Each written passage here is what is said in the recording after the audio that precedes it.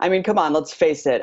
Joe Biden is openly sexist, has 8 women currently charging him with, sexual advances, uncomfortable touching. He's been called Creepy Joe for quite some time. You don't really hear many think pieces about this. But to what extent was this planned?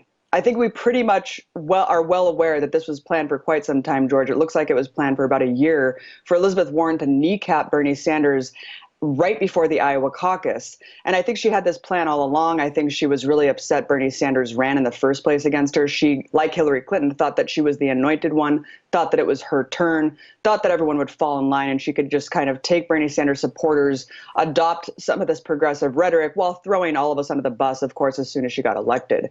And of course, leaking this story purposefully, right, to CNN, leaking it to CNN and then pretending like, oh, we don't know how it got out. I mean, come on, you leaked this on purpose to kneecap your so-called best friend and most loyal advocate. And you know what, George? I think it didn't do anything. I think it actually backfired tremendously on this notorious liar, and we can get into her record of just lies.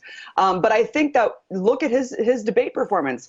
Look at the fact that CNN tried to cynically undermine him in the debate, and he ended up making record donations in that first hour. I think the best that he's ever made in the entirety of the campaign. So I think people see through the cynical stunt.